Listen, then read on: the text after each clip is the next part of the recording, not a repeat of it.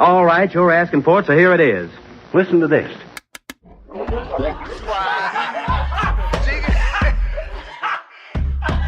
want you fucking laughing at. We partners pod, kid. You understand? We in here drinking, singing, all that shit, dog. Get sweating, getting wet, all that. All right, welcome to the 192nd episode of the Drinking Partners Podcast. Yes, this is our Michael Strahan episode, because here's the thing. He set records on being prolific as far as sacks. We setting records. We always pause on the sacks, but we always putting some shit out. But unknown story to the world, I partied with this dude in Vegas. Yeah. I don't remember any of it. That's how fucked up I literally was told the next day that I was partying in VIP with Michael Strahan dancing in front of a fucking big ass mirror. Like, whatever. So shout out to Michael Strahan for taking a drunk dude on his birthday and partying with him. I'm happy your host and Dan. I'm Ed Bailey. I'm joined as always with my co-host Dave Bracey. Say what up to the people. It's good with you peoples. We are the Drinking Partners. This is episode 92 because even though we don't always come together, me and my mans is the best gap in the league. You know what I mean? I am happy host of Dave Bracey. We are the Drinking Partners. If you're looking for us, you can find us on epicastnetwork.com/Drinking Partners. You can find us on iTunes, Stitcher, Libsyn, Google Play, and Spotify under Drinking Partners. You can find us on IG. You can find us on IG, Twitter, and Facebook at PartnersPod. 192 episodes we've been asking y'all, man, and we will continue to ask you, man. Please hop on iTunes, rate and review. That's how we know we're doing well. That's how we let others know that we're doing well, and that's how we continue to do well, man. So please hop on iTunes, man. Hop on Facebook, rate and review. Let us know, man. Listen, 192 episodes in. We're never going to change, all right? I'm the same guy. Dave's the same guy. Yeah. We're going to keep it real with y'all. Yeah. And by keeping it real, we have to say this. In lieu of rates and reviews, we will accept shots of Henny, all right? Shots of Henny on deck. Shout out to Car Guy DJ and the Conways for starting the trend. And then they kept it going. And then people jumped in like, ooh, we want to give you Henny too. Do you realize how cool a motherfucking life is when somebody motherfuckers like, just hand you Henny on a random, that's fucking, I'm never going to not say that into this microphone. The Conways give us shot bottles. They give us shottles. Little to-goes. Little to-go shot bottles. You can take it now or later. It's on you. Yeah. But you know you're going to take it now. Oh, I've started some nights. I've woken up and been like, oh, shit, I forgot about this. And that's the hair of the dog. Yeah, man. I have great sets off that shottle. Yo, and it's crazy because I just ran into them. So when I say ran in, I did the Shoe Brew, this chili competition. I saw that. And they made a brownie chili. You wrote that and I didn't understand it. So I'm scared of it. It was great. a brownie that they put Kenyan hot sauce into that they got from the strip, and threw it in with some cayenne pepper, some cinnamon, some and it was a brownie with chili in it, and they put it on top of the chili, and that dark chocolate flavor kind of cuts it, and somehow it blends, and then instead of having cornbread, it was a brownie. And it just and it was the texture next to it was so it was insane because we looked at it, we were like, oh, it's just this gimmick. They're gonna try to gimmick us with some bullshit. Because it was a blind thing, we didn't know who was whatever. So we're in there and we saw the brown, we're like but then we tasted it and it was hands down the best chili of the 18. It wasn't even, we had no idea who it came from, we were just like, this is by far the best, what the fuck. And it happened to be the fucking Conways, man, because they're like, yo, when you said cornbread, that made it all make sense. Yeah. Because when I first saw the brownie, and I was just like, all right, I'm trying to chocolate with it might work, whatever. I'm just giving them the benefit of the doubt. Yeah. But when you just said the cornbread, now I just that sweet kind of like a sweet cornbread, but a chocolate cornbread kind of. You know what I mean? The flavor. Oh my god, man, that shit is so. Yeah. Shout out to the Conways, and they gave me a bottle of Henny while I was there. Shout out to the Conways. They gave you the shottle. They gave me the shottle. Oh, they cheated. Look, they cheated. They got. They poured a little bit of the shottle in the chili, and they get you the shottle. See how it pairs. They fucked what you meant to. Is there some grapes in this? No, but shout out to everybody, man. We so appreciate the love, man. 2018 has been an insane ride for us, man. This being the last podcast that we record this year. Looking back at it, Vice called us out of nowhere, like the shows.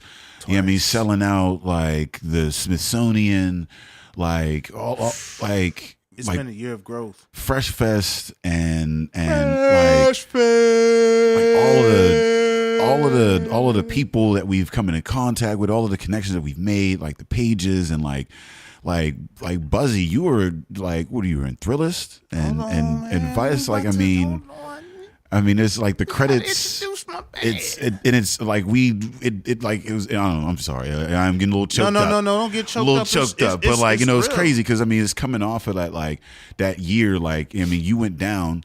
And like we didn't even know if you were even going to be a part of like the world anymore. Like this was like there was a whole like and like I just needed a vacation, though. Yeah, I just needed a vacation to come off of that and then to come into 2018 like hot to like and just like it was really like a lot of left field shit that just and that's only because of like this podcast and the people that are around us in this community that has helped have helped us get to this point, man. So yeah, shout out to we want to thank everyone, and it's weird, man. This is organic because you just put everything into perspective. Like it's just crazy. Like 2018's been stupendous.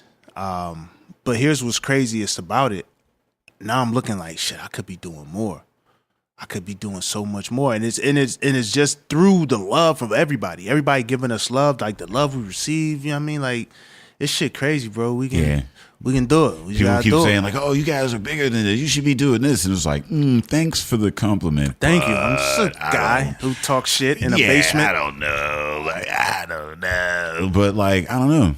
Yeah, I'm thankful to everyone who supported. I'm thankful to y'all, the team, and I am grateful. This is a great way to end off 2018 because this will be his first time as a guest. What? In front of the camera? But he's been on every episode. every last episode. There's nobody. Like, listen, neither one of us have been on the episode, like on the podcast on every episode. Neither one of us. No, that is true. Neither one of us. This motherfucker 192 strong.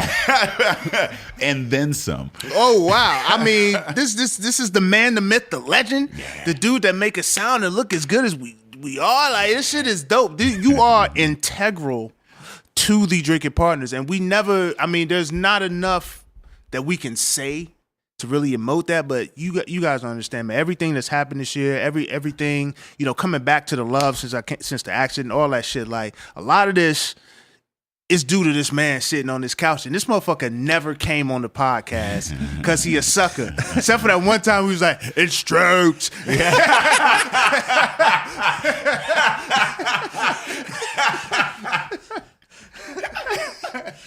Everybody, we got Buzzy Torek on the podcast. Say what up to the people. What man. up, people? Oh, that's so funny. People we doing. Perfect game. What up, people? It was so indicative of who Buzzy is. Yeah. How we been interacting. What's up, man? Bro. Same old shit. Why never till now? Why wait till? I don't know. I didn't want to do it. I was scared to do this at first too. Yeah, it took a lot of convincing. Dave's been on my ass for a month about it. I've been on even a couple. I'm like, yo, you know what you should do? He's like, I don't know. We'll see. We finally got you in front of the camera, and it's crazy because like you started off stunting, like you got it remotely. So he's on the podcast, but he's also working the podcast. Damn. Like he's taking photos of himself through his camera, through his phone, through the camera. Like there's a tripod, there's a whole. Yeah, this is. So not to pull away from the quality of the cast, we always give the package because we got the cast and the photographs. So yeah, we gonna have that, and we still gonna have the photographs, even though I'm sitting there in the photographs. What the fuck is going on with the world today? Like this is crazy. Like I'm looking at That's a standard. That's not standard. All the cameras these days have Wi-Fi, so you can control them from your phone. All the cameras. Most of the good ones, yeah. I'm scared now. You and I have a different understanding of what good is. It's also some enemy of the state shit. Not all my cameras have. None of my cameras. Yeah. Do I even own a camera? My smartphone is a camera, got a technically. phone, That's yeah. about as far as my Wi-Fi camera capabilities go. Yeah, I've never taken a picture with a Fuji or a Fiji? What is that shit called? I've noticed Sony. one's water, one's useful.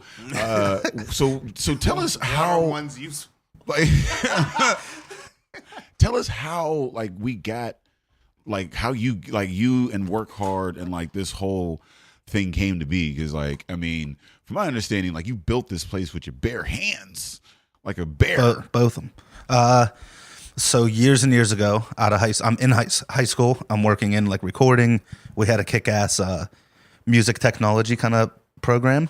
So I like lived in the studio. It was to the point where I was like running sound for my teacher's bands and having a beer at the bar maybe with them like while I was in high school. And yeah. So I've been around it all my life and then been into music. And I figured instead of paying for school, I might as well intern at a recording studio and make sure that that's something I wanted to do.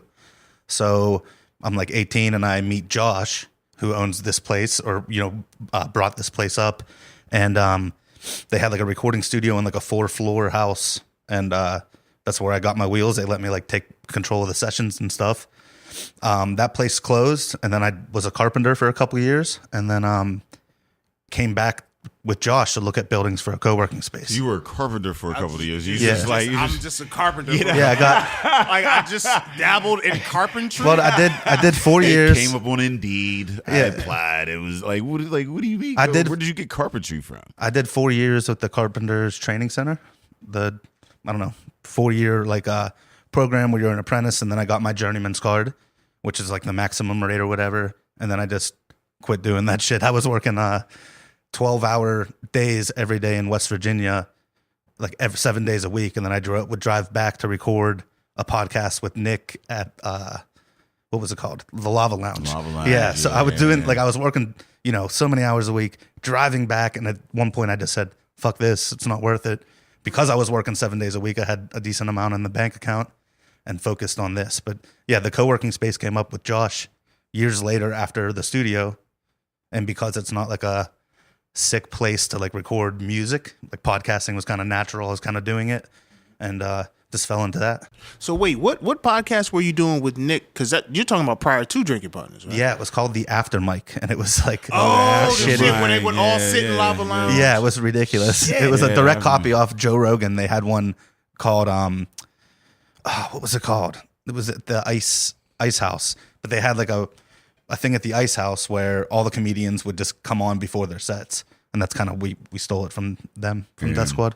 Yeah, that's crazy. I had no idea what podcasting was because I got invited to that several times. It's just like, nah, I'm not just gonna sit and talk to y'all. I'm just gonna do this mic and go. It was a mess. It was a mess. I didn't. The thought of just sitting in a room and talking about comedy with a bunch of comedians didn't appeal to me because it just didn't. That's make all sense. we do already. Yeah, and that is just like, man. But I did like it was a thing that like kind of put it on my radar, like podcasting, like because Derek Minto was in podcasting, like when I first got in. I mean, like and having folks like dabble in that, like the folks that are around it, like it kind of brought it into my awareness, like where I think like a lot of other people still don't. Like I swear, like in the fucking 4 years we've been doing this shit, like 60% of me like explaining my podcast is explaining what a podcast is. Yeah. You see what I'm saying? I haven't even mastered that. Like you say that a lot, and I'm like, I haven't even mastered. Whenever I have to explain what a podcast is, like I haven't made it sound appealing. If it's like old, what I'm gonna do is I'm gonna talk.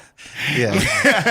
If I'm No, talking you're not to, gonna see shit. I'm gonna be talking. Yeah. if I'm talking to like my Uber driver, I'm like, it's like internet radio. That's So what I say. That's how my you have It's to- like it's internet radio, and we Basically. can curse. Like that's about it. Yeah, Like on you know. demand. Yeah, I mean, if they're into it, they're into it. But I have never been able to sell people on the concept of podcasting. Yeah. If you don't already know about it, I'm not the guy Yeah, if that's you- going to get you. Yeah, I mean, like, Yeah, You especially in find your Pittsburgh. one though, it's great. Like it adds to your life. Like just filling that dead space, and not space where you're not doing anything. It's that space where you're doing some shit, but it's like background. mindless shit, like Yep. thoughtless shit. Like it's like, look, I'm just doing these activities because I do them all the time. Oh, yeah, there's some interesting going on. Like boom, boom, boom, let it go.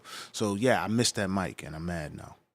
I am mad. Like, just why you don't say no to a lot of opportunity. Like, you never know what the fuck is going to. Well, I mean, like I said, I mean, it brought it to the awareness, like, in the comedy community, and that's what I think, like, kind of, you know what I mean, like, got us involved in the fact that, like, we were already in that, like, room with comedians or whatever, and then, like I said, I mean, I remember coming into the basement, like, you know, just like I remember Ed hitting me up and being like, "Yo, like, they want to come down and like talk or whatever." And like, We were in that little room back there. Yeah, that little ass room in the cut, making it happen with the Henny. I sat like right here the whole time and didn't say a word.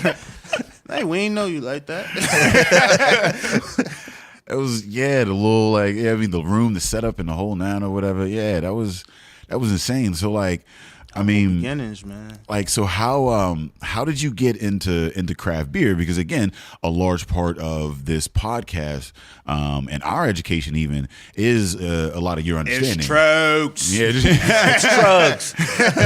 true. Motherfucker. I've been around it since, after high school. I just started out drinking Coors Light and shit, and just it being available at like a local dive bar, I would be drinking like Troeg's Sunshine Pilsner. That was a way better introductory beer than like Sierra Nevada Pale Ale, even though my friends showed me Sierra Nevada, and I was recording music at the time too, so we would be like locked in the basement working like 10 hours a day on recording music. So it's like, let's get as fucked up as possible. Yeah. So it was like, let's get a case of beer. And that was like Rail Bender and like, shit like Magic Hat, number 9 and stuff. But you were drinking this like out of high school? Yeah, a little bit out Let's of not high indict him. school. Let's look on the statute of limitations. Yeah. Well, I mean, but what I'm saying is that like I was drinking out of high school. I was in college, like just like most. Yeah, like, when I turned teens 21, do. the craft beer. But like even like because fucking craft beer, it wasn't. I was like 25. Yeah, right out of high school, 26. it's all about what you can afford. Yeah, which I could afford What at that money point. can I like, find to get us? because even like Well, I had good friends that would like show me the good shit, and it was like, what is this? It's like pine needles, trying Torpedo from Sierra Nevada for the first time was like, what the fuck? Like, it's a complete, 180 from whatever you're used to. Sierra Nevada was the first. When I think about it, I did have Sierra when I was in college. Like, so like when I think about it, that was like the first craft, but it was like the. Oh, it's like what made you throw up quickest, you know what I mean? It was I never so had much stronger than normal beer. I never drank it in quantity. Like I had enough. Like I would go to the bar and have one. Yeah. Like And switch sit to with normal it. beer. Yeah, sit with it for a minute. I College wasn't was having the several. Corona days, man. That was because Corona had a name and it was $5. So like, you'd be at the bar with a Corona because I already pregame. Because in college, like right after college, you had to decide: are we drinking tonight or are we going out? Yeah. I don't have enough money to drink and go out Well, unless it's free. Well, I was you pregame. That's where That's you what- know what I that's what- mean. You but- get then. So I got a lot of my wheels like at Blue Dust in Homestead. Yeah. Because I was like I would be cheap about beer too and go during happy hour. They had like an awesome happy hour, and that's where I learned about better IPAs and kind of fell in love with it. And then like even when I met Josh and I was in high school, he was taking me to Piper's Pub for food.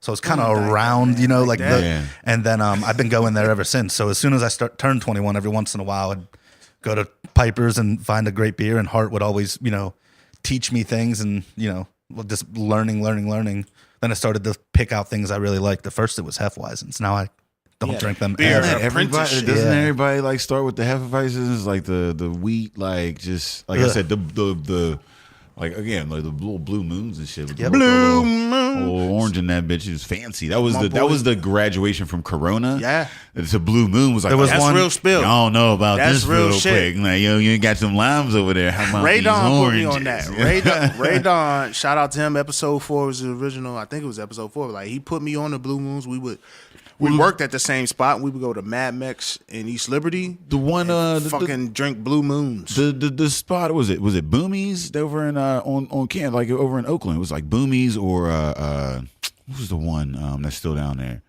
See, that's the thing. Like when I was in on that same corner college, as the O. when I was at Pitt, like so I ran in the crowd, the urban crowd. We didn't know about beer. Beer was just what the drunk uncle drank back at the crib. So now we not gonna go out and drink Budweiser. We'll pregame and get a Budweiser if we can get into the bar free or some shit like that. But we was really drinking Corona. So craft didn't come in until I was an adult. I had a little bit of money, Yeah, and but Radon see, put me on. See, well, we ain't know much Hemi's- about beer. Hemi's- Hemingway's. Yeah, Hemi's I was used to taking have. shots, baby. He used to have. They used to Or them have pitchers. the dollar blue moons on Wednesdays because I was working up in Presby at the time, and But I you come could- down and like so like $1 was enough that like I'd be like, oh, okay, I could go So down. if you had there $2, with you five- could get you a That's beer what because you got the dollar and the and dollar a to tip. tip. Yeah, okay. exactly. If I go down to $5, have 2 beers, Oh, and yeah. it'd be like a nice little like I mean, and it'd be good like good beers like But so. see, the thing was next door they had boomerangs, and you can get a $5 pitcher Pitcher. of every liquor. It was every liquor in every drink, all the liquors, rum, vodka, yak, whiskey, all that one drink for $5. Boy, them nights was crazy. You was standing there twerking with a Joan for 2 hours. You don't know her name. You just got a psych class, intro to psych. Me and her, she sit in the front, and she just twerked on me for 2 hours, and we was fucked up off these elixirs that they were giving out of Yeah. boomerangs. So Yeah. I wasn't. The $1 beer was cool, but the $5 fucked up. Yeah. That was real. Yeah. Yeah, them motherfuckers got turned quick. That shit didn't last long. And when you 21, you ain't even got your grown man weight on you yet. Like that $5 turn. That was shit got sloppy quick. quick. Like quick. They didn't last too long, man. That shit. So you came in the drinking gang a little bougie. A little bit. Just slightly. A little bit bad, a little bit bougie. So have you ever even? It's funny. You've always been more or less self-employed. It seems. No, because I was a carpenter working for the, for So you worked for people. for the. I worked at General Motors first when I was Oh, young. you worked. Okay, I thought you. So I thought you were licensed and were just. No. You, self-contract. you're basically on a team of people. Okay. So tell us about this beer that you're gonna pour us. What do we want to do first? Let's do This this is your roller coaster, man.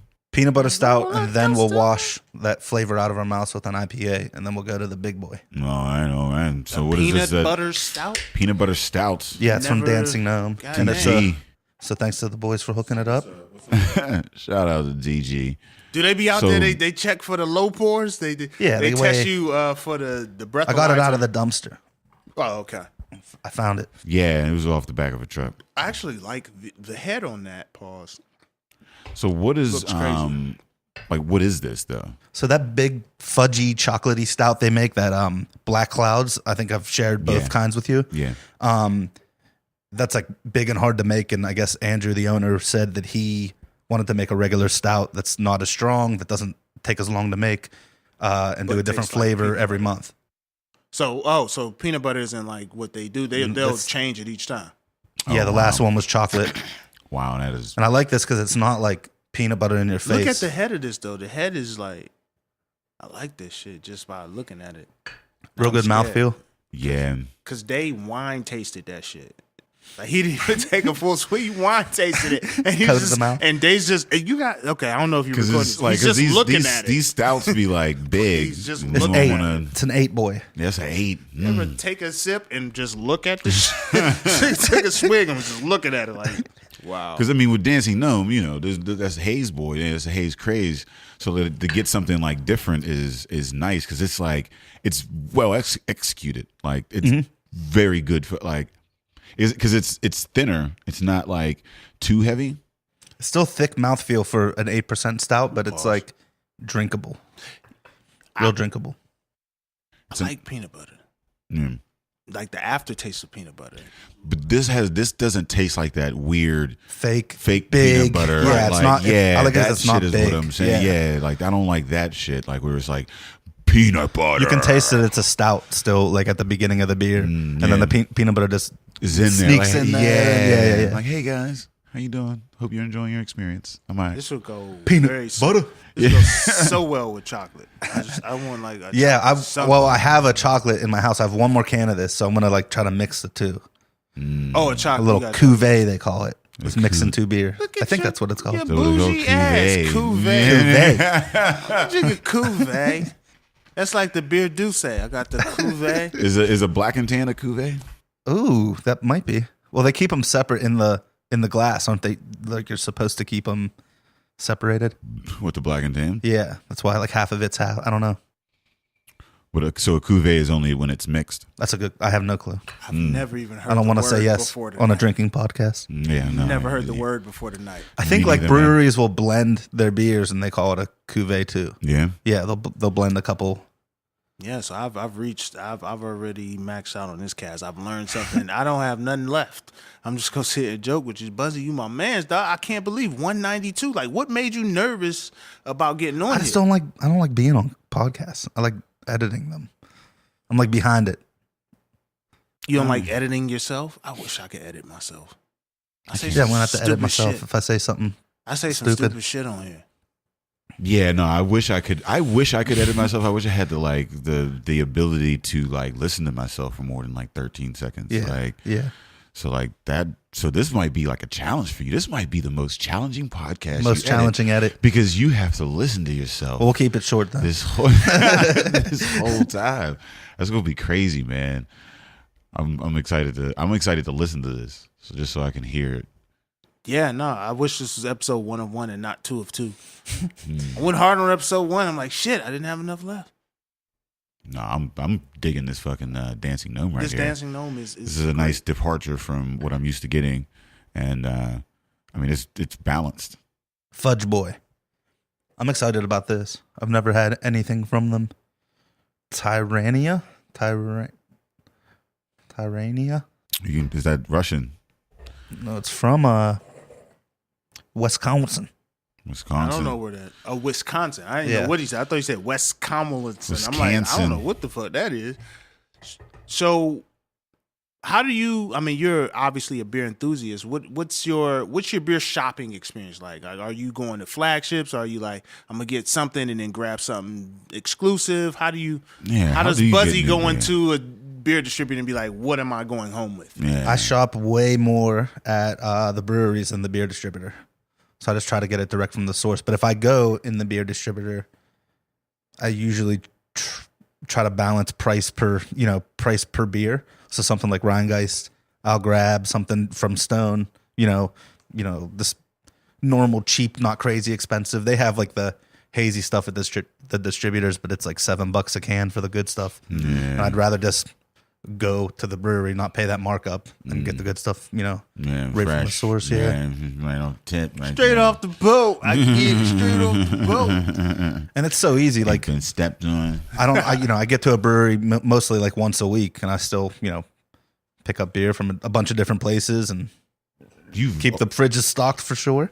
like once a week, man. So what are the new breweries around here? Like, what are we going into in 2019? Who should we Look out for have on the Cinderlands. cast? Cinderlands, man. We still got to get Cinderlands down here. Like that is The food is. They're opening up making the fucking sickest delicious spot. shit. I know. I can't say that. There's supposed to be some kind of party from somebody at the new Cinderlands warehouse. But yeah, we had a dinner with Craft Pittsburgh. I take photos for Craft Pittsburgh magazine, and we do dinners once every other month. And one of the dinners was at Cinderlands and was like blown away. Been there like 5 times since, and they have awesome beer, but the food just killer. Yeah, they keep the quality up. So I'm excited. They're like putting Pittsburgh's only brew pub in. So there's Mindful and Spoonwood, but they're not in Pittsburgh. Yeah. And then there's Southern Tier, but they're not from Pittsburgh. So they Yeah. want to be Pittsburgh's like Wow. big brew pub. And Rivertown wasn't a brew pub. yeah, but that wasn't in Pittsburgh either. Well, I guess Oh, they're not in the North Pittsburgh Shore. owned. Yeah. Was Rivertown corporate? I don't think, but that place felt like it. I don't know. Man, No more Rivertown, right? It's going to be Helltown, right? Helltown now. Yeah. Yeah, so we'll see what happens with The that. hell town. Man, that's crazy as shit. Mm-hmm. That came out of nowhere. Like they were just chilling in fucking what was it? Mount Pleasant, Mount Olive. Mount Well, Pleasant? Helltown was supposed to open a spot up in Lawrenceville, and that Yeah. fell apart, I guess. Yeah. But I like those guys. I like their beer. Hopefully, Man. I know the guy was still working like a full-time job, Yeah. like most of the people involved. So it's nice that hopefully he'll be able to quit that and focus on making beer. Yeah, that's They have a good reputation, I think, for their product. Yeah, the product of good peoples or whatever. Yeah, I mean, Mm-hmm. part of Fresh Fest and whatnot did that with Byron Nash and whatnot. Like, and it's crazy how like a lot of these people like in this industry like still hold down like day jobs or whatever. Like people are like. Yeah.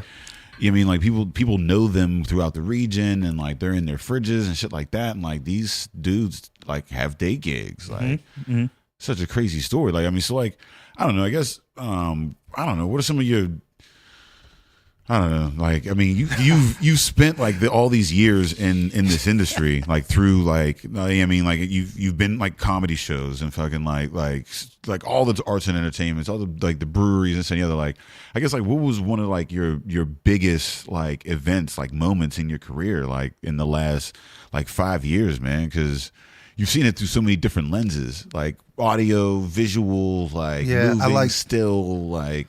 I thought the episode 100 when we did the 100th episode at that was dope.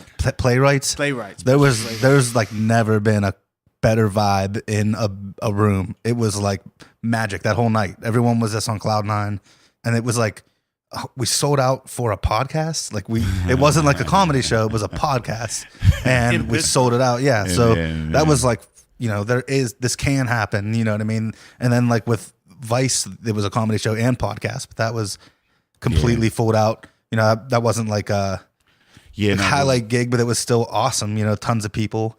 But that 100th episode was really awesome. That's dope. And then seeing all the growth and Fresh Fest and like just the Hilltopolis was crazy for me. It was crazy for us. I don't personally remember it, but it happened. Yeah, shout out to Hitchhiker for giving us the best keg ever of Bane of Existence. Oh my god! And goddamn, I remember the cool kids were like, "Is that beer on tap?" Yeah.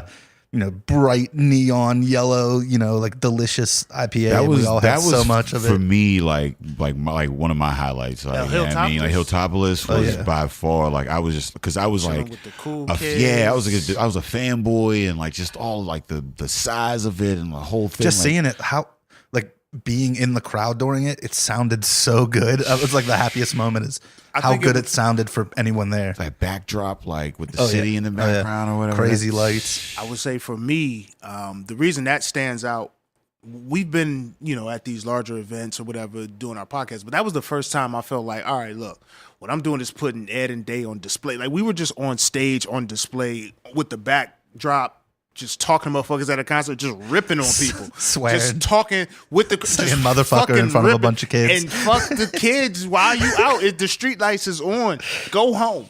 Because it was a community event. Grown ass people trying to enjoy ourselves. You not gonna fuck this up for me. This dude got on a headband, and we talked about that headband for so long. Old boy, the North Carolina dude, like he came straight dressed like as Chingy. Nelly. Yeah, like what the fuck, man? You didn't know who we are. We gotta point this out. You're standing in the front. Yeah, he was way too close to the stage. Sky blue headband with the Nike sign flipped up down. That was some tearaways. You think you cool, bro? We about to get on you, and we about to go enjoy music and come back. And there was confusion, and although at the time I'm like, damn, it should have been confused. I liked it. Like, just having it was pretty messy, but we pulled it off, and it was didn't look messy from the average person. I don't think it looked messy from the average person, and I still enjoyed like all that shit because it was like going through like the crowd and all the people that were shout there out to in like community. dude, like because of this podcast and because of Epicast, and like we can ask if we have something worth it, we can ask the brewery scene for that. That's what I did. I asked people, donated all their sales, all the money we made from that $5 a beer we put towards charity. And it's awesome.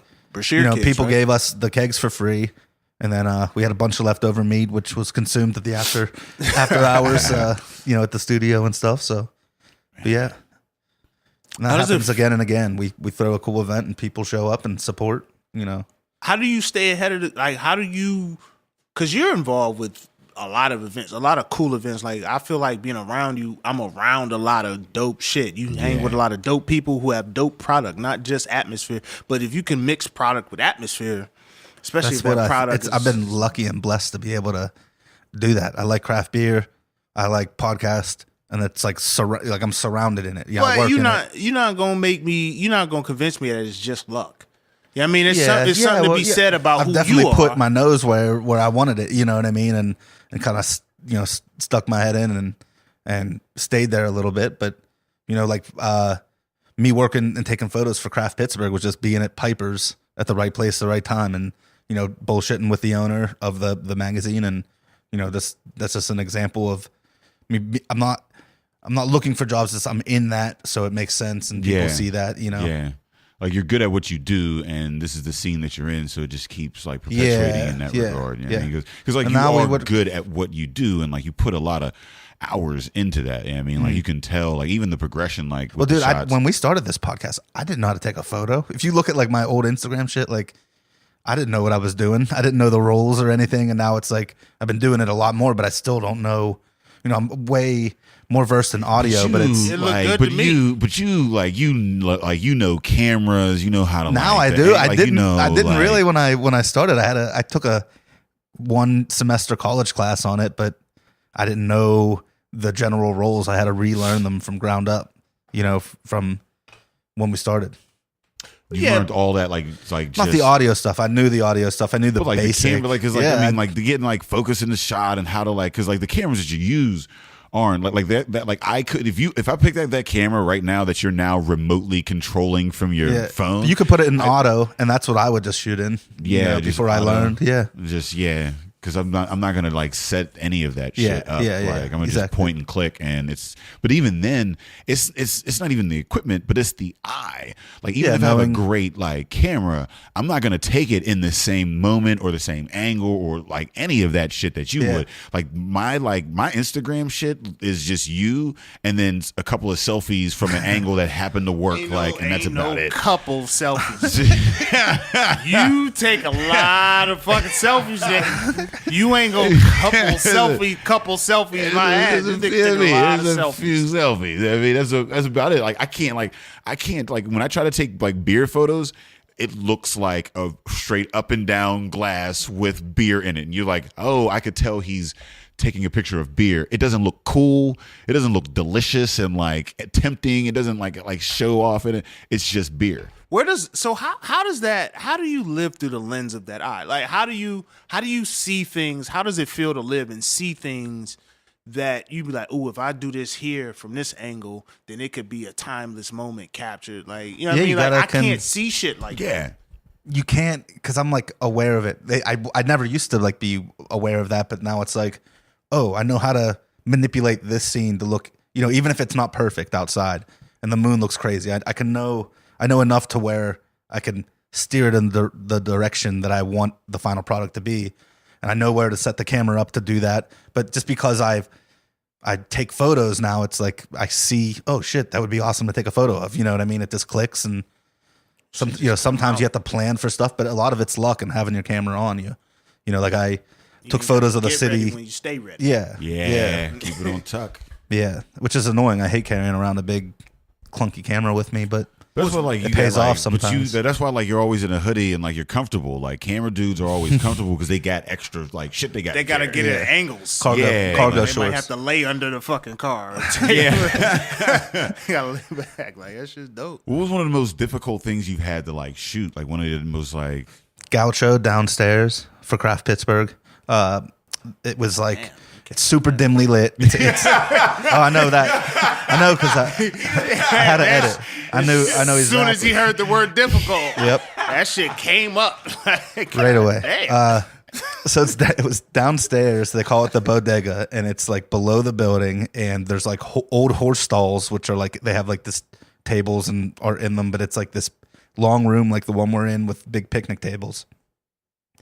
But all the horse stalls are lit red inside. So you have red lights from all over, and it's like super dim, and I didn't have a flash. So It was like working. It was not fun. So some of the overhead shots are like, because it was dark, you have to shoot the camera all the way open, which means only a little bit can be in focus at a time if you have like a plane of things. So I had to take 3 different photos and then take out rings. So like the bottom of the plate is in focus. Then I had to use where the middle of the plate was in focus on a different photo.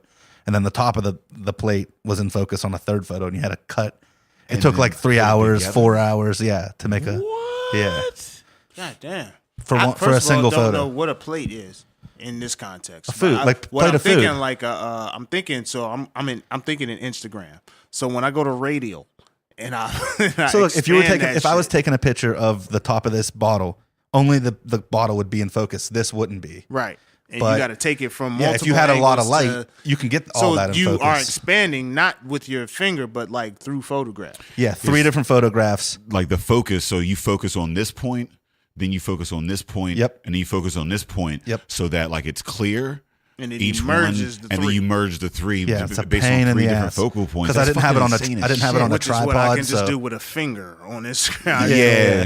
Get down and expand a bit. but it's like, different when it's across like 2 pages in a magazine. You know.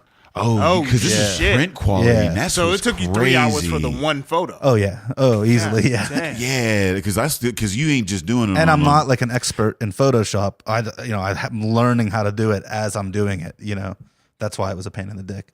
So now I'm way better at what's called compositing. That shit made you Taking mad. different aspects of 2 different photos. That shit and made you putting mad. it together. That's crazy. Go I ahead, didn't let even know him know. motherfuckers was doing that shit. Tell him man. it made you mad because you came up with that too quick. He was waiting for you to ask him, what was the most difficult? Nigga, I fucking shot at Gauchos? Oh, these But that Did was you- also did they- the best dinner. I was about to probably say, did out they of feed any- you? Oh my god! the food is for You yeah, can't. I You don't can't get a know. better. Food's Bring your own phenomenal. beer. Food's I think I'm gonna doing that for my birthday. I need to Going go out. down to Gaucho. Is I that need to go down to. Argentinian or something? Yes, it's just Which it's Is it just meat and Argentinian? I thought it was veggies. Brazilian. Argentinian. I didn't Yeah. even know that shit. But it's just meat and veggies over an open fire, done like the best way possible. It was really cool. that Anthony, actually even sounds. Anthony, the owner, like when we were eating, we got to sit down with the owner and like, super cool. But he pulled out a piece of steak and was like, he nerded out saying, look at this, and pulled it on the table and just was like, you could tell how passionate he was about their food, and that was really cool to see. That's just saying, I need to get down to Maggie's farm, grab a bottle, and then go down and hang out at fucking Gauchos. Ed just poured a beer into a different beer. I poured him. Wow, that is not going to not taste my good. Nope, that's not going to be a good mix. Not gonna. It'll be interesting. Yeah, is see what we'll that tastes say. like. Yeah, Was yeah. that- You know, was I we drinking be this out of creating the new shit here on this podcast. I don't know if y'all have listened. You or not. poured this beer into that beer. Yeah, you've No. crossed the streams. Yeah, Yeah, I just poured it. yeah. No, because I didn't pour the cheetah into. I poured the Yeah, he IPA that poured you a beer. they has in a can Oh, into that. You into didn't miss why it. the fuck? I mean, you gonna edit us out, but why would you put your beer over by me? No, that was yours. that's yours. He put it in there. I poured it for you. for you. Oh. I guess he It's didn't a relay stain the. Yeah, Yeah, I didn't see that. Yeah. And here's the crazy thing: I looked, I was like, "Oh, that's about this color." See what it tastes like. It might be I good. was so sure. Probably disgusting. It's delicious. So, it is different. That's what was but expected it's for what it is. It's not drinkable. Got that Yeah. lager IPA. I got a lock PA. Either But look, IPA. it's not offensive. tasting That's what I'm saying. That's It's what I'm not like. bad. I'm thinking about it, and I'm like, it'll cut it. It'll be a little It's not corn in bad. there, and it's like a little citrusy. Yeah, whatever. Yeah, It's a cuvee. It's a cuvee. Oh, there it is. Cuvee in the schmub. Call me It's cuvee. actually not bad. It's just like a cleaner hoppy lager. I made a hazy. It is a hoppy lager. I made a that's what it- hazy. Yeah. I made a hazy.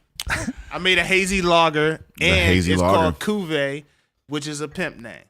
Is that Cuvée. Cuvée? You want a Cuvée, bro? This nigga come in thinking he's something with the cuvee on.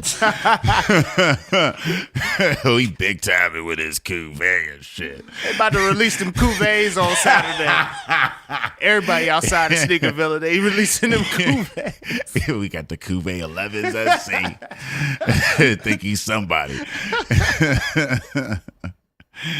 So what was your favorite podcast to listen to, Buzzy? Oh, we can ask him a bunch of questions about us. I've been thinking like, I'm like, what's the favorite? Because I mean, because this is like he's a third of the cast. So like I always to every wonder, episode. I haven't have either. not listened to every and episode. I haven't been on all the the episodes. Strip District Music Festival, Maggie's Farm Rum. That was your favorite? I don't. That one was tough to do. That one was hard to go through. That one Yeah. was tough. Shit was hilarious. It was my favorite to like stop listening to 10 minutes in and go, nah, I can't do this. For the sake of you can't do this. Yo, that was like was the hard whole to do. time we were like, what the fuck? And shout out to Pete but he was the worst. I love Pete. I see him all the time, and he was the absolute worst guest we've ever had. Hey, what's your favorite beer? I don't know. Don't like beer. I'm more of a liquor guy. That kind of fucked me up. We all like every last one of us like looked at each other, was like, what do we do now? That's where we got the infamous iTunes review. And we were early.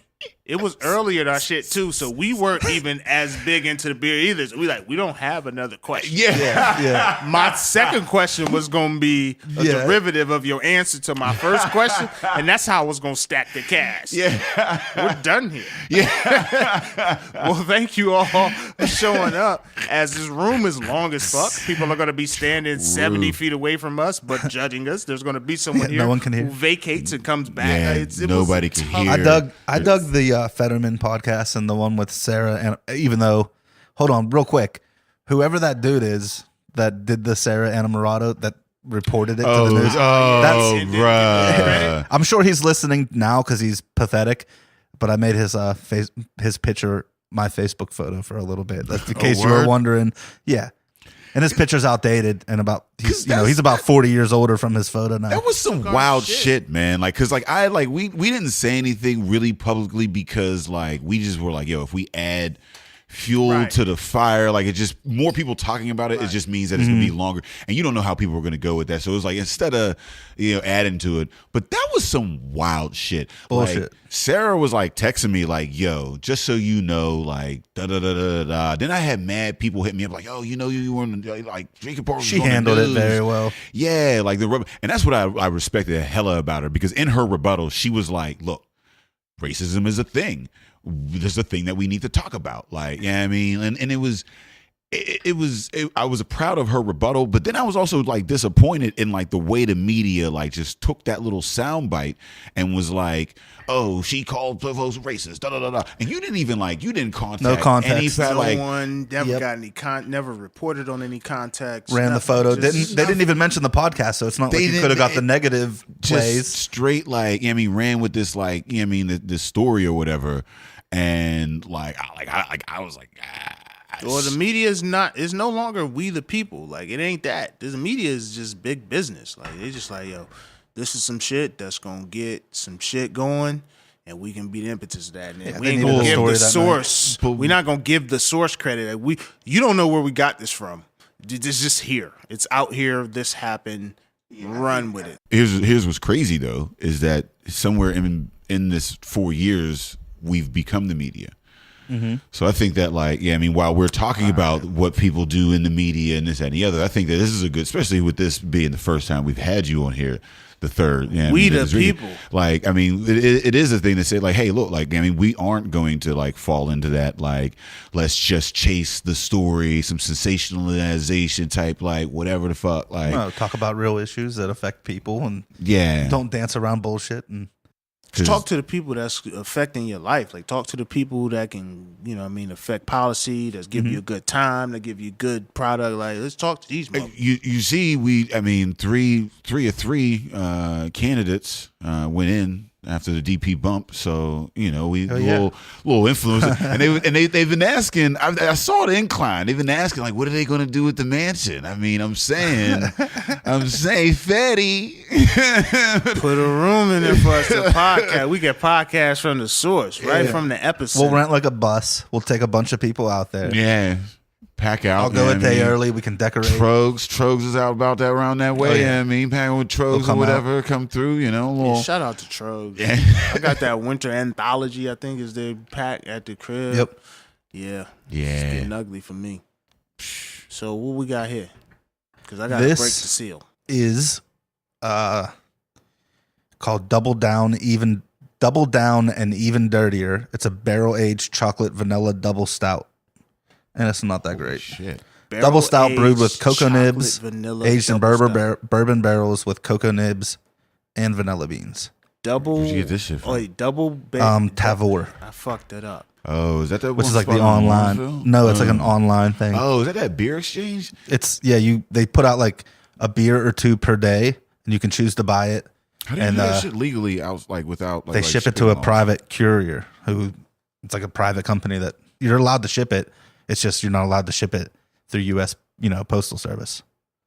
That's a or weird FedEx. ass loophole. So yeah, you're like it's just the company's policy. It's not like international shipping policy or you know what I mean. So if you ship it privately, that's totally fine. So it's a double aged chocolate vanilla. It's a double stout. chocolate. What the fuck did you say? Double chocolate. So they brewed it with cocoa nibs, and then they aged it in bourbon barrels with cocoa nibs and vanilla beans. And it's good, but it says rich and black with a thick cocoa head, but I think it's a little thin. Pause. A little thin. Nigga. What? Pause. It's rich and black. With a thick cocoa head, but I think With a it's thick. cocoa head. Wow. Pause. I like that. It's okay. See, I like that. I'm a fan. Who did this? Let me see this bottle over here. Who did this?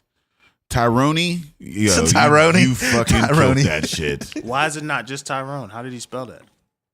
It's nothing like Tyrone. Tyrannina? Tyrannina. Yeah, Tyrannina. Wisconsin. This Tyrannina. motherfucker said Tyrone? Tyrannina. I'm like, okay, what's the difference Killed between that shit. Tyrone and Tyrone? Tyrone has an I before the E. Tyrannina.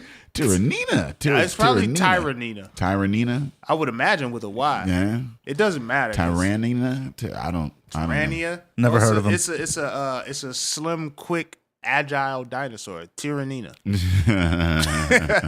I was just watching Jurassic Park earlier. That's a classic ass. Like it's a raptor with a big head. Exactly. So like, he's over here just like taking flicks. Like, wow, this is insane. So what's your goals for 2019? Like, what is like? I mean, this is the end.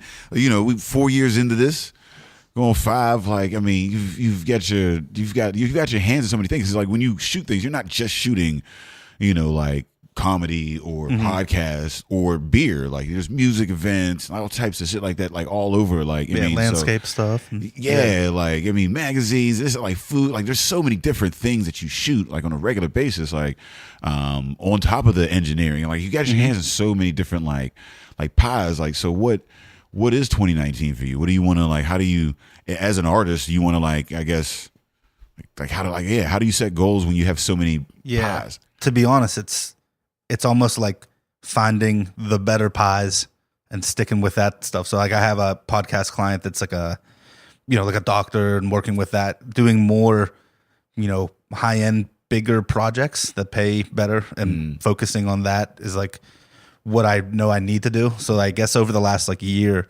I've got my work-life balance better than ever, kind of stopped giving a fuck as much, you know what I mean? And it's been super helpful, but a lot of that is, you know, trimming the fat and not wasting time with small clients, you know what I mean? And kind of focusing on bigger projects that take more people, that have more money flow. And so this bigger projects, I'm doing one with a bunch of, I don't know if I'm allowed to talk about it, but it's training. I'm doing some training podcast and video, like web series for like a union.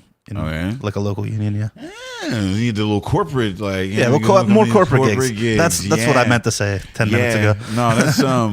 That's dope. Like, because that's a great place to be, because you like it, like that allows you to like sustain a living, and to but give you also more time to do love. what you want, exactly, and exactly. build something. I mean, like that's a great place to be, because it's taken us a long time to get to where we're at, and like you know, scratching and like pulling in all these various little like revenue streams here and there or whatever, and it's nice to kind of like find bigger accounts, less like whatever, and more direction in that, like that. Like once you get to that, like that place, I guess direction. People are like, oh, how did you get here? And it's like, I didn't get here because I had like a blueprint, like this is how it's gonna be. I just kind of saw some opportunities and then took the opportunities that I thought were good. And as you suffer a lot too. It's learning, like it's a lot of making the mistake and being shitty at things for long enough to get sick of them, you know? So for you in your industry, like, is there a difference between corporate gigs and regular? Because like for us, like $50 an hour difference. Well, I'm just in how you approach the gig, though. I'm not talking about the pay. Because you gotta be, you gotta be to the books. You gotta, write out a contract. You gotta have your team. You gotta project manage it, which I'm not good at. So I usually, like for this big gig, I took it to Work Hard, and Work Hard project manages it, and then I, work on it. But I mean, I'll just ask because for comedians, like if you can get in that corporate realm, just super money. Yeah, there well, we not for everyone can do it. No. For corporate, we rent out a studio downtown because this isn't down here. It's not nice enough. So we rent out like Point Park's nice studio, and everyone's a little bit happier. And we just, because of corporate, you build that right into the, recording fee, and just transparent with that, and they're happier because they're downtown. The people on their guests are happier because it's in a downtown nice building, and everyone's, it looks more professional and everyone's happy. So you got to be more aware of that kind of thing. But okay, I just came back from breaking the seal, so Yeah. try to integrate yourself. Normally we're a little more smooth with that, but what I would do is typically if Dave comes back from breaking the seal, he'll ask a question to let him know he's here, and I'll do a follow up to make it seamless. I asked the question to let him know I'm here, and then he just didn't come with the follow up. No follow up. I was like, There's a formula to this shit. I don't care about the dip my toes in. I would have felt like, yeah, I mean, it's nice to have the corporate gigs or Damn, whatever. man, Like, just left me hanging. those are all good or whatever. But I like the fact that you are able to have to promote a lot of different artists as you out well the mud in with that. it. Like, Yeah. You out the mud, like you getting it all. because with that, and that's the thing is that with this it is a lot of blood, sweat, and tears or whatever. You know what I mean, and you're trying to make a name for yourself, but at the same time, you're also promoting a lot of people with what you do. Every time you take a picture, somebody else is being promoted through that. Yeah. You know what I mean? That's just you It's not are like never, my photos are promoting me. It's usually I mean, most time, oftentimes, people don't even know that you're taking it. You know what I mean? So you're always in what you're doing, promoting somebody else in that. So that's what's crazy, how you maintain a corporate, how you can find that balance of finding the corporate gigs that will maintain you, but also continue to promote the folks and that kind of grassroots, the art, the love of it. Yeah, You see what I'm saying? it's a balance. You point the camera at what you love to get into it. Yeah. And then people start telling you what to point it at, which you do, but do you lose the love of pointing at what you want to point it at? You know what I mean? No. I enjoy more and more taking photos, and hopefully I can find better and better work, just like in podcasting, But it's not like I'm making tons of money off photography. It's mostly a hobby and mostly to support Epicast, and I'm only consistently shooting for Craft Pittsburgh, really, and that's once a month. Nothing crazy, but yeah, I think as I grow in photography, I'll get more and more jobs to do photography. Although I'm not doing your wedding, just so everybody knows, I'm not doing anybody's wedding. No weddings. Yeah. Well, wait, why just cut up? Weddings be fun sometimes. Weddings be fun a lot. Not when you're working. Not outside of the actual Weddings are not ceremony. fun when you're working. Yeah. I would imagine weddings are probably the worst fucking places. So to be how? when you're Okay, so not, how difficult? part of them. So that takes. Okay, so that's a good transition. It's So- nice to shoot beer because if you're nervous about the shoot or getting the shot, you got a beer or two. Everyone's But that's what I'm saying. usually So at friendly. weddings, it would be the same. So how difficult is it to shoot events, even if it's an event that you would enjoy yourself? Because from me not being an artist, I'm thinking shit. If I could get paid to take pictures at Dave's wedding, nigga, I'd fucking be taking pictures at Dave's wedding, having a good ass time, drinking, doing whatever. Because I feel like I would capture moments that people can capture. But how difficult is that? Well, you can't get drunk because you got to focus on, with a wedding, getting every shot someone would want, and you got to make sure it's perfect. And these are someone's these are someone that's the highlight of their life. And if for me, I would have to rent all different lenses, spend $1,000 just on rental. I would have to hire someone else to come out to help me back up my cards. I would need to buy more memory cards because that's how many photos you're taking. God damn. Yeah, then you need to plan out where am I going to be? You need to go visit the venue, plan out, and it's just Don't hire me. To shoot and then your wedding. You and then get the biggest thing pictures. with all the work, Seven photographs. With some yeah, Instagram I could be filters. five photos. And then if I with my regular work, it's going to take me a couple weeks to a month to get to all those photos, to edit them, and that can take up to an hour each photo, for the heavy ones. So Yeah. As a consumer, you do get mad. Like when you hire somebody to take pictures and it take them a little bit to get back. You're like, Yeah, motherfucker, you gotta- where are these pictures? But you don't just take a picture and be like, take, paste, take. Like you gotta doctor it up and all that shit. Like you gotta really to get a great photo from somebody. I just did the improv on Thursday, and I had a random dude take a picture of me, T-Robe, and Ryan Davis. And when I finally looked at the picture, I was like, this is why you don't get random dudes to take pictures. This shit is terrible. Yeah. This is a terrible ass photograph. I can't even gram filter that to be any good. This is a dead photo. That's every picture that I take. That's why I don't take my phone out, like, you know what I mean, to take pictures of moments and people and shit, because it's always gonna be terrible. It's always gonna be a weird ass, it's always gonna be a straight, like, I don't know what it is, but every time I ain't got that. Every time I take that shit out, it's gonna be ugly. Like I might fuck around and have some cool shit. Like if it almost like drops and like there's a weird blur to it and it's like, oh, look at that. Like, but like I only get good pictures by accident. Yeah. You at least got the selfie eye. Like you take selfies. I get that. You photograph like better than anybody. Well, I mean, I don't have a you selfie and eye. Ian McIntosh are the most photogenic people in all of Pittsburgh. I'm convinced. You can't say that in front of me. I mean, you're photogenic too, but you're not. You're photogenic all the time, but you're not near like Ian McIntosh. You can't take a bad photo of Ian. He just has a crazy, super big smile. He always looks good in his photos. I'm not photogenic as hell. My selfies, if you went through my iPhone and looked at my selfies, they all look like barbershop photos. I'm all 42, 43s. Like looking at the, like I just can't capture myself with any type of emotion. This is fucking. I was just watching the American Meme before I came here. There's a new documentary on Netflix about like the social media culture and all that. Like not even just memes, but just people go viral and take selfies all the time. And I'm looking like I don't think in those terms at all.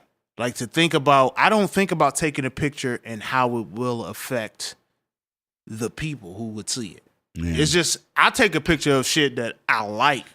Like it's a moment I like. The picture can be shitty, but I can always go back to that moment. Yeah. But I can't put that picture out and get, hundreds of thousands of likes because it's a shitty picture. Yeah, no, but like the only way shitty pictures get a bunch of likes is if it's a crazy ass moment or if it's like a superstar that like, or if it's of an ass.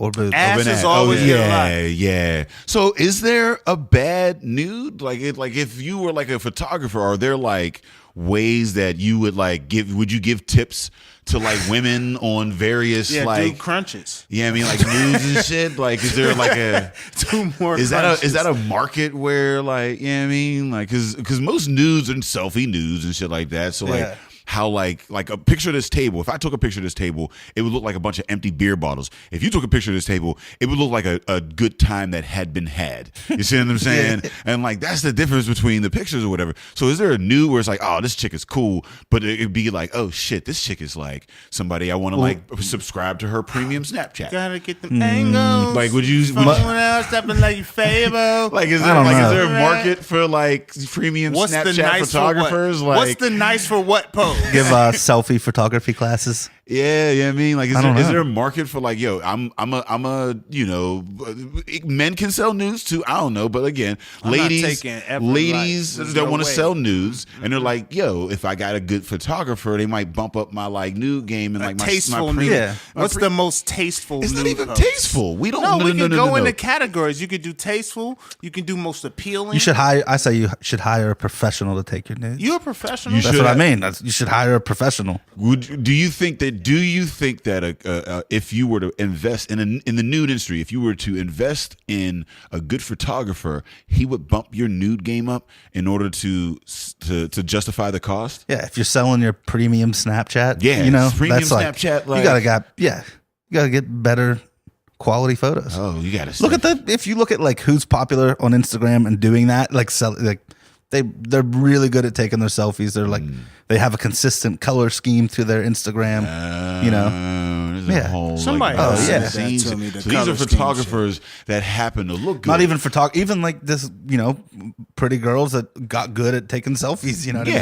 And they found out have a little remote that they can sit in bed and so if you want to but get into it, like, so would you maybe even a course, like a little like contact course radon, man? Because you said you took the algorithm. You said you took a class like in like photography, like a semester or something like that?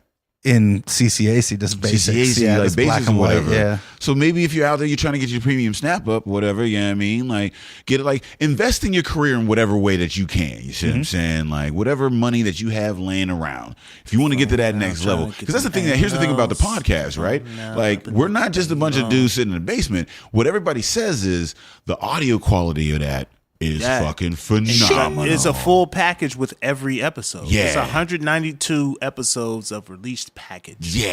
You know what I mean? Pause. You get the copy editing, you get the fucking the pictures, the audio, like the guests, like the whole. It's a whole production. You know what I mean? So and in this got here through a lot of investment in all of our parts in there. You know what I mean? So like if that is your thing, if premium Snapchat is your thing, invest in yourself. You see what I'm saying? For sure. Whether that's a photographer to come through and get your thing right, or a little CCAC class to get your thing right, get your thing right. You know what I mean? Invest in yourself. You know what I mean? So, how many nude photo shoots have you done? I don't think I've done any. Oh, okay. Because I was gonna ask how I did like see-through underwear like once or twice, but I haven't done. No news. Because in this like, day and age, I'm not how that do you creep do that like and yo, not let me take nudes. No, I know. But what if what if through the natural progression of it, like If the you're- nude, like yeah. how do you? I've always wondered, like, I'm a how professional. do I take your nudes and not be creepy? Because I gotta. That's like, a- part that's of scary. this- Anytime yeah. you want to take It's weird. someone's nudes, you're creepy. So there's that. Yeah, No, no, no, Yeah, no, I mean, no, no. like if I How come do- to you and be like, "Hey, I want to take your nudes," but like I'm saying, I'm not I would walking imagine. around. I'm not saying you walk around market nudes, but like if we have an understanding it's gonna be a nude photo shoot, and I'm like, all right, get this angle or do this way. Part of that got to be from what I would think is appealing, Yeah. and so now I'm seeing it, so it's appealing. How do I not be with? Like it's strange. Like how do you? You got to be complimentary and not creepy, Yeah, but you got to be Yeah. professional and Yeah. do your job. Like I can compliment a woman's appearance and like say, "Hey, nice shoes" or whatever, and not be like shoes is like different yeah, I than mean, you not be laying there like you know. topless, bro. But when you're topless, you say, "Hey, that's a nice pose," or like, Yeah, how do you not like? Damn? Because you're right. I How do can't you be like, decide on the flip Yeah. side? How do you yeah, be like, that's a listen, very fine nipple. But there. how on the flip side, you be like, look, that's not working for me. Like, you know what I mean? It's Arch a your difficult back. shoot to do, I would imagine. Like, Yeah, I don't, and I don't take many like figure photographs because I'm not good That's a at whole like different thing. knowing Yeah. where, So what what is- what so the what- body should look like, what angles, what curve. You know what I mean? Like, So what like, is your type of photography? Because I don't know the different types of, you know what I mean? Like, what would I you don't consider fucking know. your thing? There's a lot of dynamic range, so like Dynamic the- range. Yeah, like the colors are bright, and my photos are usually poppy and colory. Mm-hmm. But they also have a little, so they're definitely shot with like a new camera. But I also put like, I fake it, but I put like a film grain over it to kind of give it like depth. So my latest photos are like clean but still dirty. So they're like a clean new version of a photo, but they have a little bit of grit to them. I don't know. how do you stay on top of the new? New shit. Yeah, Yeah. like the And shit, like the new YouTube. cameras, the new filters, the new YouTube. ways And of Ryan, shooting. having a couple people that know their shit upstairs really helps. The know. co-working space, Yeah. man. That shit is, I mean, a lot of, again, That's how I know how I'm decent at photos, because I'll take a photo and almost sometimes it's, why didn't this look like this, or why did this look so good in this? You know, I took photos of like the skyline in Pittsburgh, and came back and I took a big panorama, and I had to ask like, why did this look better than every other type of photo I took from that same spot? Yeah. It's because like where I had my lens set, you know, and I had to ask a coworker, you know, to figure that out. Yeah. Shout out to Ryan. I would say Mr. the thing Haggerty. I respect about you most is you're a master of your industry. And if this hasn't been displayed throughout this podcast, because I know this is 202, like Buzzy's on top of what's going on with what he works with. And a lot of us, and even myself, like you'll be doing some shit and you'll be talented and you get so consumed in, oh, I'm good at this is working, that you don't stay ahead of the curve. Yeah. Buzzy stay on top Yeah. of shit. Like Buzzy stay trying to try some shit. That's why we had some cash out where you got drinking partners at the bottom, like it was a news ticker. and Shit. Yeah. Like Buzzy be on top of shit. And I just want to say I respect you for that. Thanks, man. Yeah. Yeah. And you keep your ears to the street, like, you know what I mean, a lot of like the things that are going on in the city or whatever, Yeah. like, you know what I mean, like the guests that we've had on and like all of that, like you've helped like this podcast is an extension of the three of us. Like, and we surround ourselves with people that do so. You know what I mean? It's just, you know, being around people that are hip to the right shit, and it's the circle of people I'm with. You know, we're all kind of like that. It's the people circle of life. Like, it had to happen. Like, fuck. I'm on my singing shit from now till forever. From now until y'all don't know about that Tevin Campbell. I'm gonna be singing on every podcast from now on because I'm good. It's been the last bunch. But here's the thing. Here's where I am with singing. I feel like if I really would have taken it serious, I could have got a voice coach and I could have at least had one record. I could have been somebody that had one Eddie song. Murphy. It's not too far away, man. You might still get to Eddie. So I'm out of rap. I can't become a rapper because I'm too old. I'm too old to become a rapper, but I could slide into R&B for one song and slide on out. You know what I mean? I just got to come up with that song and that sound. Yeah. So I'm practicing my Tevin Campbell. Buzzy talk my shit. He gonna get the visuals together. Just let me just talk like dude in Boys and Men. Oh, Michael McRae. Yeah. I know that guy. He's a good guy. Baby, you know I didn't mean that shit. and I'll sing it a bit. Yeah, like I really know. Back, I'll be baby. singing. Like that'll be a perfect production. Like Ed on the vocals, Buzzy on the mix. Buzzy on the beat. Ain't that what they said? No, they say mustard on the beat. I did that for PK. Yeah, PK. I fucks with PK. I still follow him, all that shit. So I had a question and I forgot it. Which is odd to happen at the 2 of 2, especially after we've been drinking big I'm dancing. super close to the seal breaker. Yeah. Oh yeah, it happens. We usually have you timing us. Where we at a time? Ooh, it's over hour an 10. hour. We're Hour over an 10, hour. baby. We are hour Oh yeah, 10? we can end this right now. Okay, well then, yeah. Buzzy doesn't want no fluff on his episode. Yeah. He's trimming all the No fat. fluffer. No fluff. Lifestyle. No fluff. Like Buzzy not playing no games. He wants to be presented in the light. But I don't know, Maz. I just wanted to, commend you for everything you've done. Like, this shit don't happen without a Buzzy. You know what I'm saying? Like, it literally, I really got run down on by the Godfather. He was like, yo, you doing a podcast. My man's going to handle that. Thank God for that. Like, that's, like, I had no clue who either of you were at that point. I didn't know what, I don't yeah. know what I drove out to Beaver to convince him to do something that I didn't know what the fuck it was. Yeah, so I'm that's like, awesome. look, bro, let's just go like do the chances of that, yeah. Because this dude with dreadlocks, this white guy with dreadlocks, he might fuck me up if we don't do it. Try it once. It might work out. See how it works. But it's cool because we've developed a relationship. You've developed a deeper understanding of us than a lot of people that I've fucked with for a long time. Like, you know a lot about us. You've been in a lot of rooms. You've seen us talk a lot of shit that hasn't been released. He's got the vaults, man. You stood tall, but he stood tall with that shit. Like, he ain't never hundreds of released hours nothing. of recorded like audio in the back. He know what it is, and he never flexed on me like, but I know about what happened really. What really happened on February 27th, 2014. It could stay here or it could be put out there. That's why I'm done with. I will never be a politician. Buzzy out here fucking. We talk about us LLCs and shit. This thing extorting people for a living. So I got that photograph about that one time.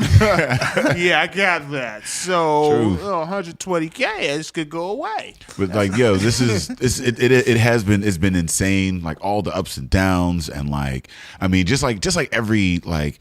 If you don't want to fucking quit like every other week, I don't know if you're doing the right thing. You know what I mean, like whether it's comedy or anything that you're doing in that regard, like when you're taking that leap and you're doing all this for the love or whatever, like that's a lot. And like 4 years running in that, like, I mean, 6 years of our comedy career for that.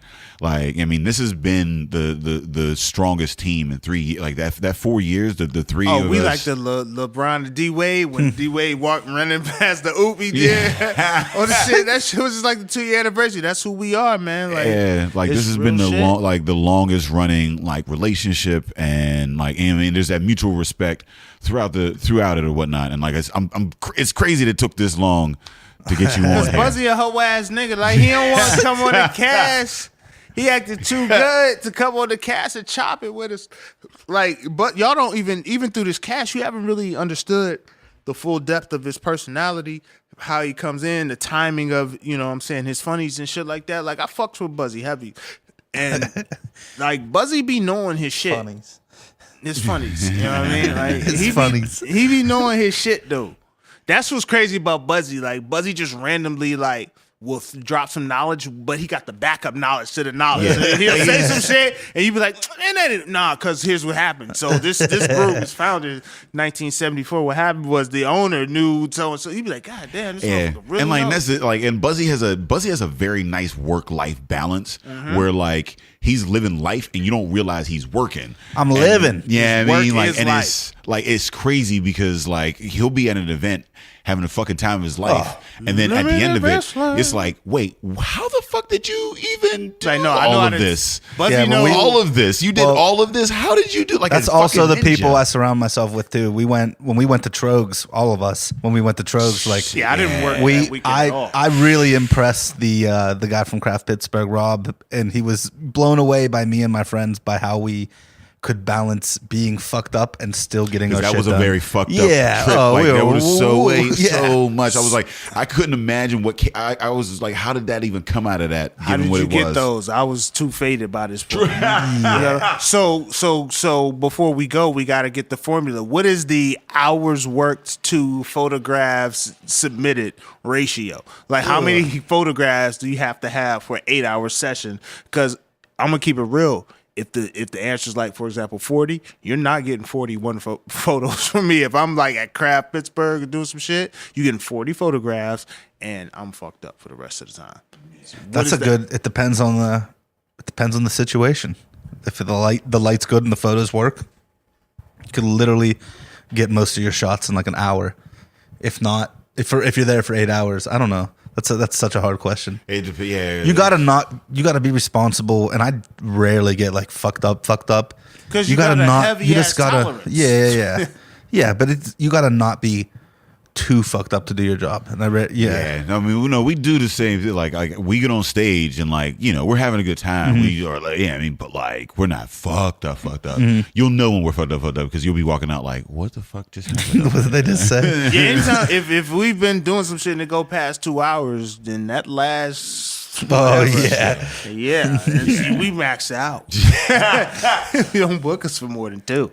We max out. But Buzzy, again, we just want to commend you. We want to thank you. You know what I mean? This is a great way to man. end off 2018, one of Yeah. our Yeah. best years professionally. And you've been a part of that. I mean, you've been an integral part of that. Like every visual audio that motherfuckers put out. I mean, Buzzy got some vault shit. Buzzy got a whole hour of like stand up that I did that never Might be touched- working with some people on a brewery. Yeah, That's all I'm gonna say. Right, That's man. all I can say Yes, right now. do that, But we man. looked at a building last week. Put it that way. All right, so let the people know before the brewery opens where they can find you, just in case they want to know what's going on with that. My Instagram is at btorek Torek. My Twitter is real dumb, called Big Buzzum, BIGBUZZUM. Epicast TV on Instagram and Twitter, and Epicast Network on Facebook. And I think that's it. Other dude. Because I was about to call you Buzzy. It's episode 2 of 2. We are the Drinking Partners, and if you're looking for us, you can find us on epicastnetwork.com/partnerspod. You can find us on iTunes, Stitcher, Libsyn, Google Play, and Spotify under Drinking Partners. You can find us on IG, Twitter, and Facebook at PartnersPod, Come and see man. me for once. Listen, 2018. 192 to end off 2018. We had our big bro Buzzy on the joint. Yeah. He been taking pictures of himself. We had a good Yeah. time. We just want to thank everybody who fucked with us for the years that we've been doing it, and especially in 2018. Drinking Partners is on its way up. We all the way up, and we on our way to even more. You know what I'm saying? We trying to make it happen. If you have any suggestions, anything that you want to see from us, let us know, man. Hit us up. You know what I mean? We on all social mediums, Partners Pod. Hit us up. Day is singing. Like, this is the real reals. So we want to thank everybody. Happy holidays. Merry Christmas. Happy New Year. As always, Drinking Partners is the crew. Epicast is the family. We out. Oh man.